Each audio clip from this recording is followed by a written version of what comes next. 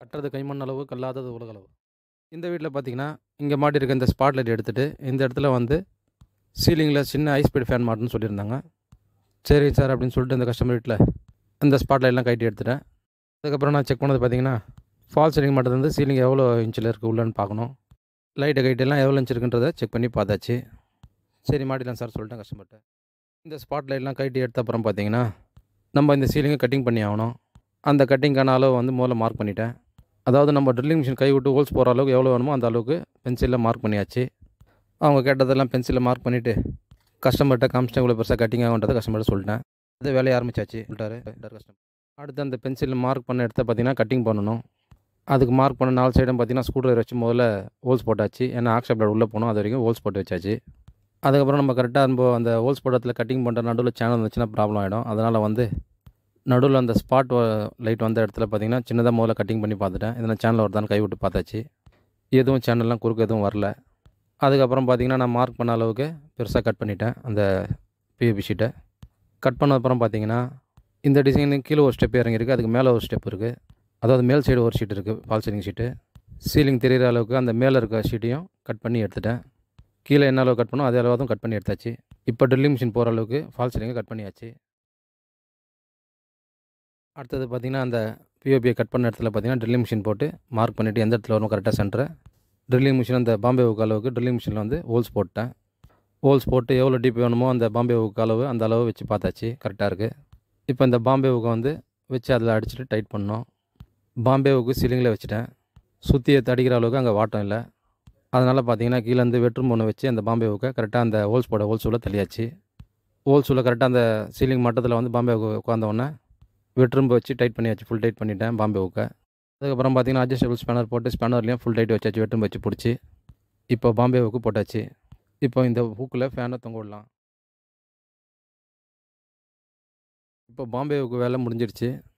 இப்போ இந்த ஃபேனுக்கு போட்ட அந்த ஹோல்ஸ் வந்து அசிங்கமாக தெரியும். அதுக்கு எதனா ஒரு ஐடியா பண்ணணும். அந்த ஹோல்ஸோட அளவு எடுத்துகிட்டு எலக்ட்ரிக் கடைக்கு போய்ட்டு அந்த சைஸில் வந்து ஒரு பேனல் லைட் ஒன்று வாங்கிட்டு வந்தேன். அந்த வாங்கின பேனல் லைட்டில் அந்த ஹோல்ஸில் வச்சு பார்த்தா மறைகிற மாதிரி கரெக்டாக இருக்குது. இப்போ அந்த ஃபேன் ரடாங்க இருக்கணும், இந்த லைட்டும் போட்டாக்கா அந்த ஹோல்ஸ் வந்து அசிங்கமாக தெரியாமல் மறைஞ்சிரும்.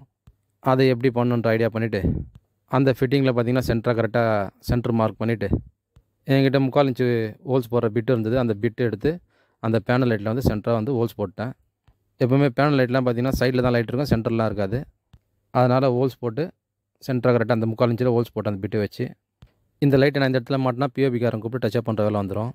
கஸ்டமர் நீங்களே எதாவது பண்ணிவிடுங்கன்னு சொன்னனால இந்த லைட்டை வாங்கி நான் ஹோல்ஸ் போட்டிருக்கேன்.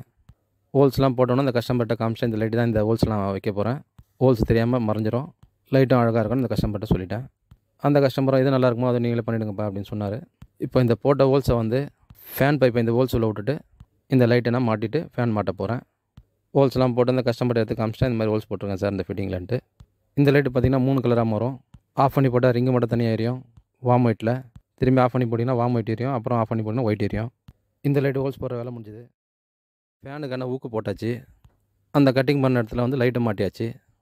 அது பார்த்திங்கன்னா ஃபேன் கப்பு மாட்டின அப்புறம் ஃபேனை மாட்ட வேண்டி வரும். அந்த ஃபேனோட பைப்பில் வந்து இந்த ஃபேனோட கப்பை போட்டு பார்த்துருந்தேன்.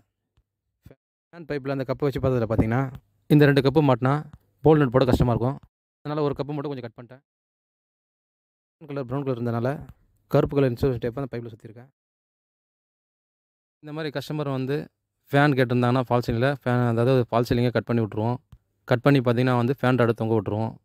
ஃபால் சீலிங் ஆளை கூப்பிட்டு அவங்க வந்து இந்த கேப்பெல்லாம் டச்சப் பண்ண அப்புறம் சொல்லுங்கள் வந்து நான் ஃபேன் மாட்டி தரோன்னு எல்லாருமே சொல்லுவோம்.